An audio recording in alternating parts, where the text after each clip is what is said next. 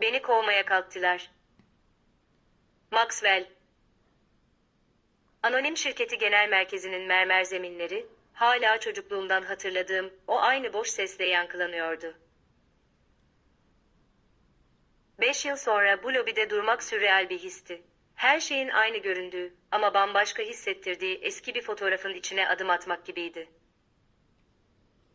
Üzerimdeki özel dikim lacivert takımı düzelttim. Bu, babam Diana Maxwell ile evlenip oğlu Benedict'i istenmeyen üvey kardeşim yaptığında giydiğim o eski kıyafetlerden fersah fersah uzaktı. Şimdi 32 yaşımda buraya beceriksiz üvey kız Sophia Kruger olarak değil, bambaşka biri olarak dönmüştüm. Bayan Kruger. Resepsiyonist başını kaldırdı, yüzünde bir kafa karışıklığı vardı. Sizi bugünkü yönetim kurulu toplantısı listesinde göremiyorum. Tekrar kontrol edin, diyerek gülümsedim. Orada olmam gerekiyor. Benedict'in sesi lobide yankılandı. Yatılı okuldan beri mükemmelleştirdiği o küstahlık akıyordu sesinden. Burada bir sorun mu var? Tam hatırladığım gibi görünüyordu. Pahalı bir takım elbise, kusursuz taranmış saçlar ve Maxwell Anonim şirketinin veliahtı olmaktan gelen o kendini beğenmiş ifade. Beni tanıdığında adımları kısa bir an duraksadı. Sophia, dedi, hızla kendini toparlayıp burnunu kıvırarak. Ne beklenmedik bir sürpriz. Yine bir iş için yalvarmaya mı geldin? Anı canımı yaktı. 5 yıl önce babam aniden öldüğünde Benedict şirketten kovulmamı organize etmişti.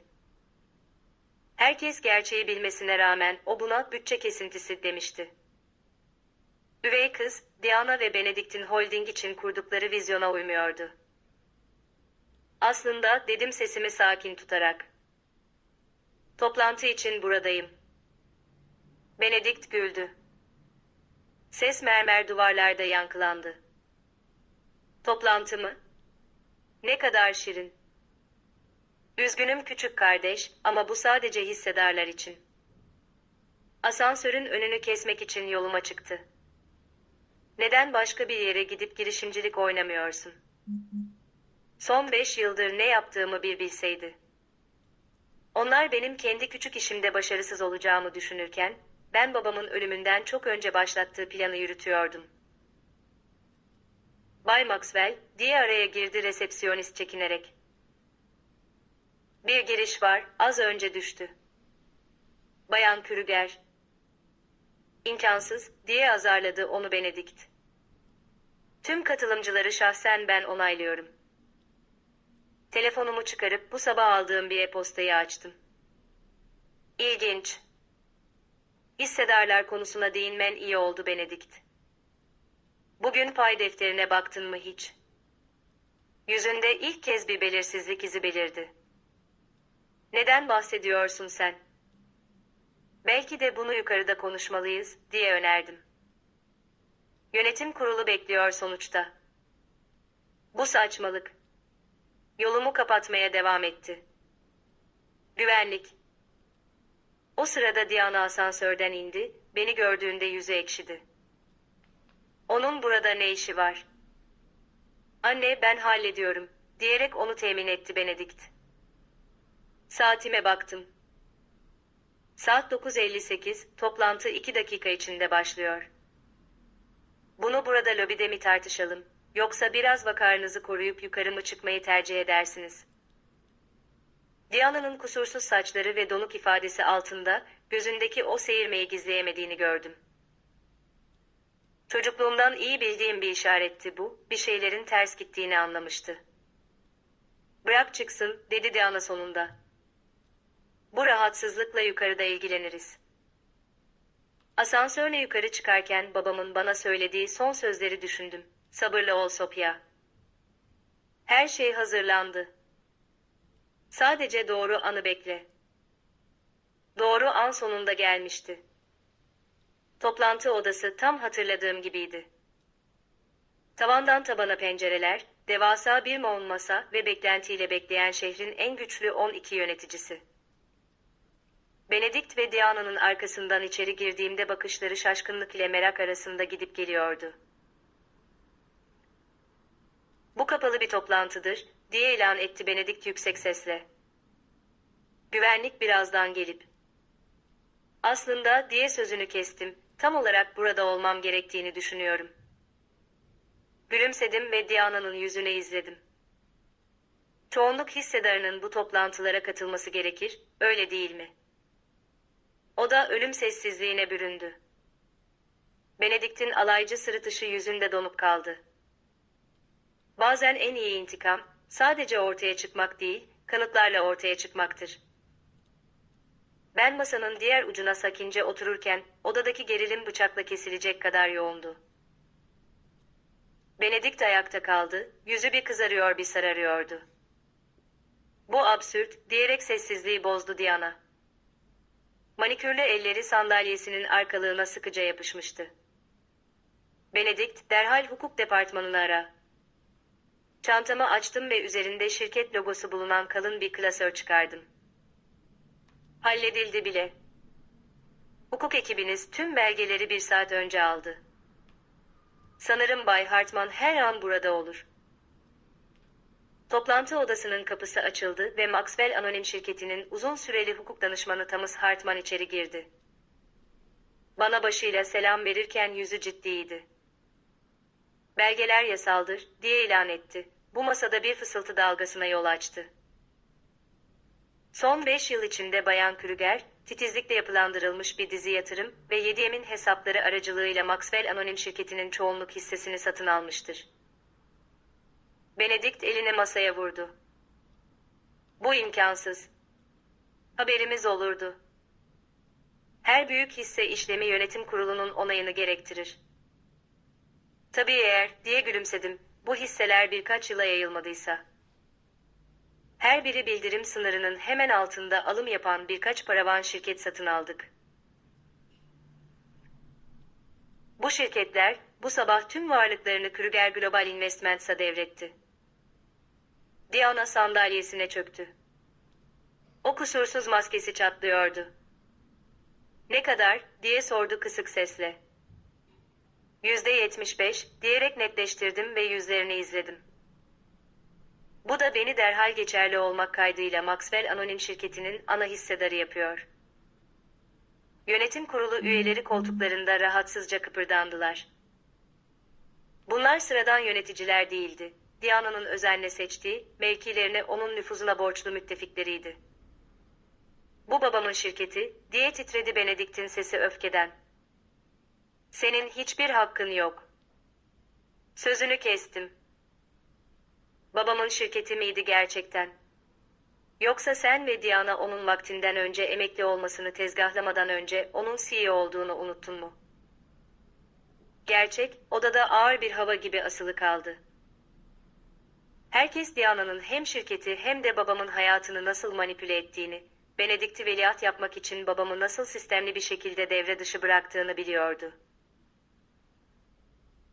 "Bay Hartman," diye devam ettim, "lütfen yeni organizasyon şemalarını dağıtın." Belgeler elden ele dolaşırken Benedikt'in yüzü iyice soldu. Yeniden yapılandırma planı kapsamlıydı. Yeni yönetim kurulu üyeleri, yeni bir yönetim yapısı ve hepsinden önemlisi, yeni mülkiyet dengeleri. "Bunu yapamazsın," diye fısıldadı Diana, ama sesinde o eski özgüven yoktu. "Yapamaz mıyım?" Şirketin mali kayıtlarını büyük ekrana yansıttım. "Sizin yönetiminiz altında gerçekleşen o yaratıcı muhasebe kayıtları hakkında konuşalım mı biraz? Offshore hesapları. Kardeşinize ait paravan şirketlere ödenen o gizemli danışmanlık ücretleri ne olacak?" Yönetim kurulu üyelerinin birçoğu aniden telefonlarını çok ilgi çekici bulmaya başladı ve Diana'nın çaresiz bakışlarından kaçındılar. "Veya belki de," diye devam ettim, "babamın ölümünden sonra hisselerine gerçekte ne olduğu hakkında konuşmalıyız. Hani şu veraset vergisini karşılamak için satıldığı iddia edilen hisseler." Benedikt su bardağına uzanırken eli titriyordu. Neden bahsettiğimi çok iyi biliyordu. sahte belgeler, manipüle edilmiş transfer kayıtları. Bu işlemlerin hepsi yasaldı, diye kekeledi. Öyle miydi? Kaşımı kaldırdım. Alman Federal Finans Denetim Otoritesi, BaFin, bu konuda farklı düşünebilir. Aslına bakarsan, son 7 yılda burada olup biten her şeyi incelemekle yakından ilgileniyorlar. Tehdit, odada bir duman bulutu gibi asılı kaldı. Diana'nın titizlikle inşa ettiği imparatorluk çatırdamaya başlamıştı ve odadaki herkes bunu biliyordu. Ayağa kalkıp yönetim kuruluna döndüm. Seçim basit. Ya bu geçiş sürecini profesyonelce hallederiz ya da federal müfettişlerin gelip her şeye el koymasına izin veririz. Karar sizin. Sanki önceden planlanmış gibi, ekibimden her şeyin hazır olduğuna dair bir mesaj geldi. Karar vermeniz için 5 dakikanız var, dedim. Bilgece seçin. Takip eden bir saat, kurumsal adaletin titizlikle bestelenmiş bir senfonisi gibi ilerledi. Müfettişler ve güvenlik ekiplerinden oluşan grubun binanın ana ofislerini güvence altına alırken, ben Maxwell Anonim şirketine karşı yürüttüğüm soruşturmanın boyutlarını ortaya koydum. 7 yıllık sistematik dolandırıcılık, diyerek sunum slaytlarını geçtim. Yetkisiz hisse transferleri, manipüle edilmiş kurul oylamaları ve tabii ki babamın ölümünü çevreleyen gizemli koşullar. Benedikt'in yüzü kırmızıdan kül rengine döndü. Bunları kanıtlayamazsın, diye tısladı. Sözünü kestim ve ekrana bir e-posta trafiği yansıttım. Her şeyi kanıtlayabilirim.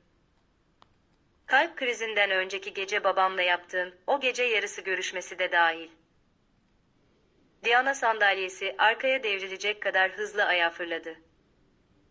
İddiaların. Kanıtın nerede? Bir sonraki slayta geçtim. Güvenlik kamerası görüntüleri belirdi. Benedikt'in o gece babamın ofisine girdiğini gösteriyordu. Devre dışı bırakıldığını sandığınız o kameralar aslında hala bir yedek sunucuya kayıt yapıyordu. İlginç bir konuşmaydı Benedikt. Özellikle de onun istifa etmesi ya da sonuçlarına katlanması gerektiğiyle ilgili olan kısım. Yönetim kurulu üyeleri artık açıkça terlemeye başlayan Benedikt'e dik dik bakıyordu. Polisin bu materyalleri incelemek için çok hevesli olduğunu, finansal kayıtlarla birlikte her şeyin ortaya çıkacağını sakince ekledim. Oda kaosa sürüklendi. Üyeler Diana ve Benedikt ile aralarına mesafe koymak için birbirlerini eziyorlardı. Bu sadece bir mülkiyet meselesi değil, diye bağırdım gürültünün arasından. Bu, babam için adalet meselesi. Güvenlikten mesaj geldi. Memurlar hazır, Bayan Krüger. Benedikt kapıya doğru çaresizce bir hamle yaptı ama güvenlik ekibim daha hızlıydı. Dışarı çıkarılırken, o kurumsal maskenin ardındaki korkmuş küçük çocuğu bir anlığına gördüm. Diana ise mükemmel dünyası etrafında çökerken sandalyesinde donup kalmıştı. Bunu planlamışsın, diye fısıldadı. En iyisinden öğrendim, diye buz gibi bir karşılık verdim. Bana uzun vadeli oynamayı sen öğrettin. Sabır ve konumlanma üzerine verdiğin dersleri hatırlıyor musun? Toplantı odasının pencerelerinin dışında, akşam karanlığında mavi tepe lambaları çakmaya başladı. 5 yıllık planlama, titiz manipülasyon ve kederli, yenilmiş üvey kız rolü beni bu ana getirmişti. Ama bu son değildi. Bu sadece 2 aşamanın başlangıcıydı. Takip eden haftalar Maxwell Anonim şirketini temelinden değiştirdi. Medya buna Krüger devrimi adını taktı. Benedikt ve Diana'nın nitelikli dolandırıcılıktan tutuklanması manşetlerden düşmedi. Ancak sektörü asıl sarsan, eski Sin'in ölüm dosyasının yeniden açılması ve cinayet şüphesi oldu. Artık bana ait olan babamın eski ofisinde oturmuş adli raporları inceliyordum. Thomas Hartman yeni bir belge setiyle içeri girdi, yüzü karanlıktı. Toksikoloji sonuçları çıktı, dedi sessizce. Kesinler. Babanız zehirlenmiş. Savcılık suçlamayı 1. derece cinayete yükseltti. 7 yıldır taşıdığım yükün omuzlarımdan kalktığını hissettim. "Peki Diana?" diye sordum. Bu sabahki sorguda pes etti. Her şeyi Benedikt'in üzerine atıyor. Tabii ki öyle yapacaktı. Diana Maxwell her zaman bir hayatta kalma ustası olmuştu. Kendini kurtarmak için öz oğlunu bile feda etmeye hazırdı. Ertesi sabah bir şirket toplantısı düzenledim. Şirketin adını Kruger Technologies olarak değiştirdiğimi ve el koyulan offshore hesaplarından finanse edilen bir kurumsal etik vakfı kurulduğunu duyurdum. O akşam ofisten çıkarken babamın çekmecesinde eski bir fotoğraf albümü buldum. Mezuniyetimden bir kare, Diana ve Benedikt hayatımıza girmeden önceki o mutlu anımız. "Haklıydın baba," diye fısıldadım. Sabırla alınan intikam, intikamın en tatlı halidir. Telefonum titredi. Diana'nın avukatı bir anlaşma teklif ediyordu. Ceza indirimi karşılığında Benedikt'e karşı tanıklık. "Anlaşma yok," diye yazdım. "Bırakın birbirlerini yok etsinler, tıpkı babamın mirasını yok etmeye çalıştıkları gibi. Bazen en iyi intikam, sadece sana ait olanı geri almak değil, onların küle çevirdiği şeyden çok daha iyisini inşa etmektir."